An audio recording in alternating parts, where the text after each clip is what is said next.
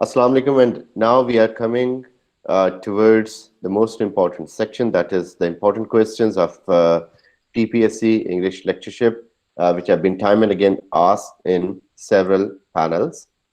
So first of all is, who are nine muses? So muses जो है इसके बारे में अक्सर क्वेश्चन होता है, और एपिक जो है, एपिक पोइट्री, इसके शुरू में लाजमी तौर पे एक इन्वोकेशन होती है जो कि एपिक पोइट्री की ट्रेडिशन है, जिसमें म्यूजिस से या एक म्यूज से जो पोइट है वो इंस्पिरेशन मांगता है, उससे हेल्प मांगता है. सो ये बेसिकली 9 म्यूजिस थी जो कि ग्रीक गॉड ज़्यूस की बेटियां कंसीडर की जाती थी. सो इसमें स्लेव थी जो कि म्यूज ऑफ हिस्ट्री थी, फिर Melpomene, that was muse of tragedy, Thalia muse of comedy, Horatio, that was muse of love poetry, Urania, muse of astronomy, Euterpe, the muse of lyrical poetry, similarly muse of sacred poetry, muse of epic poetry, muse of choral and dance and singing. So इसमें जो epic poetry की जो muse थी, Calliope, उससे address किया जाता था. So उन muses में जो मुख्तलिफ कैटेगरीज मैंने बताई कि कोई डांस, कोई कॉमेडी, कोई एपिक, सो जो भी एक पोइट लिख रहा होता था वो उस रेलिवेंट म्यूज से उसको यानी उससे डिवाइन हेल्प मांगता था अपने वर्क के हवाले से. Pride and Prejudice, the title is definitely used for Darcy and Elizabeth, and I had a very good answer with a very bright student, Miss Tasmina. She said the pride hai, that is for Darcy, and prejudice is for Elizabeth. But at the same time, Darcy is having prejudice because that develops his pride, and Elizabeth का जो pride shatter होता है उसकी वजह से she is prejudiced. So ये दोनों के लिए भी use हो सकता है, and if you answer it in this way, I think this answer will surely be respected and appreciated.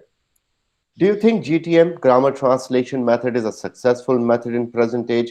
Well, that all depends upon what you say in reply to it, because this is a general question that demands a general answer. अगरचे देखा जाए तो GTM जो है, grammar translation method, जो कि किसी जमाने में सरकारी स्कूलों में पढ़ाया जाता था इंग्लिश पढ़ाने के लिए, अब वहां से भी ये थोड़ा सा महदूद होता नजर आ रहा है, खत्म होता नजर आ रहा है. लेकिन ये कहना गलत होगा कि इसकी वैल्यू नहीं है. It is still valued, and बहुत सारी प्लेसेस पे जहाँ पे एक नई लैंग्वेज को सीखा जाता है, वहां पे GTM मेथड जरूरी हो जाता है कई दफा, क्योंकि उसके बगैर वो लैंग्वेज सिखाना या वो कंटेंट सिखाना कई दफा मुश्किल या इम्पॉसिबल हो जाता है. So this has got its value. What is heuristic method? So heuristic method is also a teaching method.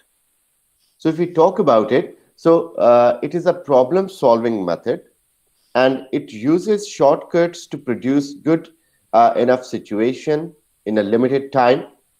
इसमें basically ये होता है कि this comes from Greek word which means discover, कि इसमें हर बंदा कुछ ना कुछ discover करेगा as to how to study material, and we come up with different approaches towards it, and we discover some ideas to present the material or content.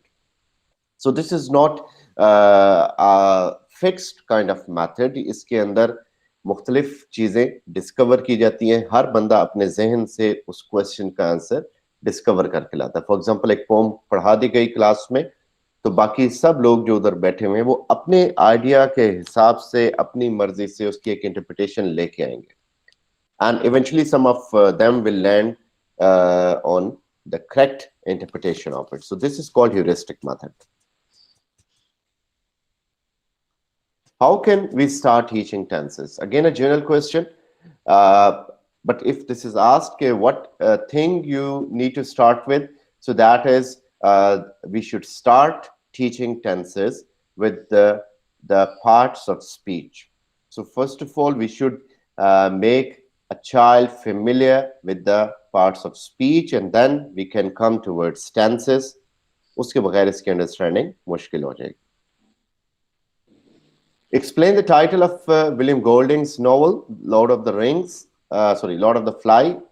So, Lord of the Flies is a novel जो कि लिखा गया है बच्चों के ऊपर. एक ship, एक प्लेन रैक होता है और उस प्लेन में से लकीली पायलट के अलावा बाकी सारे बच्चे सेफली लैंड कर जाते हैं और वो मुख्तलिफ जगह पे डिजर्ट होते हैं. फिर एक बच्चा खोंच यानी सी शेल लेके उनको इकट्ठा करता है.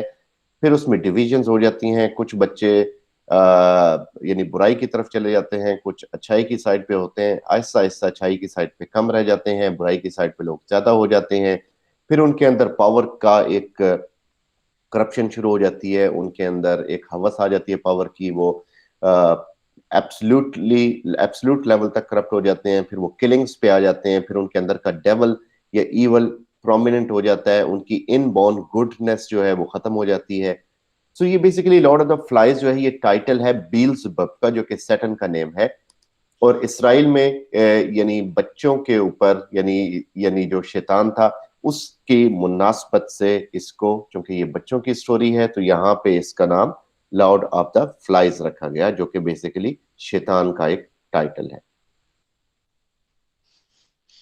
Which play of Neil is based on Orestes, so that is Morning becomes Electra, जिसमें एज़रा मेनन जो है वो एगामेम्नन को रिप्रेजेंट कर रहा है, क्रिस्टीन क्लाइटेमनेस्ट्रा को, लिविनिया इलेक्ट्रा को, ओरेन ओरेस्टस को और एजेस्टस को रिप्रेजेंट कर रहा है Adam Brent.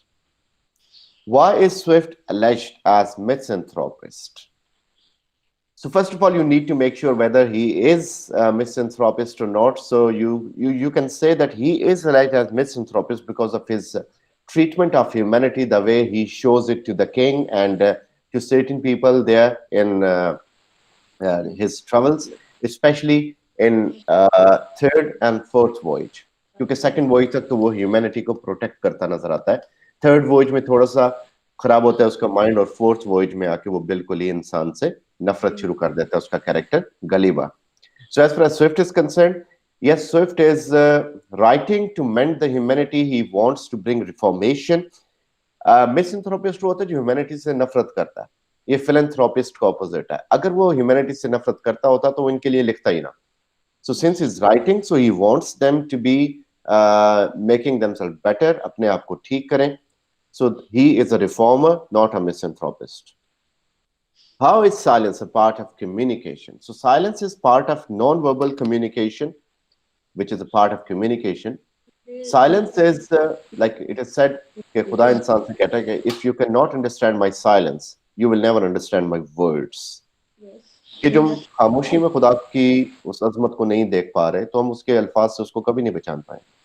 Silence speaks. Silence is a time of communication. आप किसी से फोन पे बात करें, कहते हैं यार मुझे तुमसे 1000 रुपया चाहिए और आगे से खामोशी आ जाती है, तो it mean silence is speaking. तो साइलेंस बात कर रही है. So silence is a part of communication, most broadly of non verbal communication.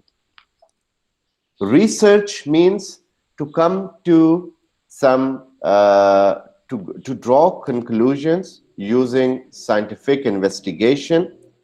Research word does not mean to search again. It means to search thoroughly. So confusion hoti hai re ko dekh ke. So this re is not prefix here. This re is a part of the word. So this means a thorough search, not search again.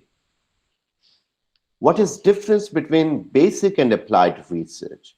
So basic research and applied research, ye research ki types hain.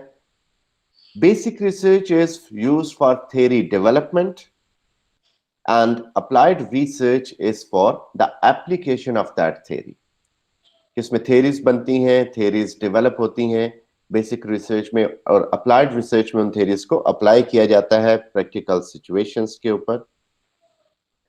Phoneme. So phoneme is the shortest sound, जो कि shortest meaningful sound होती है, उसे हम phoneme कहते हैं, and that is always at abstract level. When we are writing them, they are written in slashes. So there are 44 sounds, 44 phonemes in English language, जिसमें से 20 जो है वो vowels हैं, 24 consonants हैं. उन 20 vowels में से जो हैं 12 डिफ्थोंग्स 12 मोनोथोंग्स हैं और 8 डिफ्थोंग्स हैं, यानी single and double sounds. Phoneme और फोन में ये फर्क है कि फनीम फॉर एग्जांपल एक स्लैशेस के अंदर लिखा हुआ जो कि हमारे एब्स्ट्रैक्ट माइंड में है, that is for example sound. So that is the sound which is in our mind. We know how to speak this sound, but as soon as we speak it, that becomes a phone. तो जो abstract level पे है वो phoneme है, जिसको हम बोल देते हैं जब उस साउंड को, so that becomes a phone, बेशक वो एक साउंड हो या उसका कॉम्बिनेशन हो। What is difference between sentence and utterance? So the same answer is here. Sentence is at abstract level. कहते हैं कि उसके सेंटेंस कंस्ट्रक्शन खराब है, सो दैट मीन्स कि उसके माइंड के अंदर गड़बड़ है, स्पेलिंग्स टेंसेस के हवाले से इज अनएबल टू जज देम कि व्हिच टेंस शुड कम। जब हम उससे बोलते हैं तो वो जो हम गलती कर रहे हैं वो बोलने में, वो सेंटेंस में गलती तो है ही है, हम बेसिकली अटरेंस में गलती कर रहे हैं। जो उसकी फिजिकल प्रोडक्शन है दैट इज अटरेंस, और जो हमारे एब्स्ट्रैक्ट लेवल पे एक आइडिया है that is called sentence. So these were some important questions which have been asked by the panel in PPSC English lectureship interviews.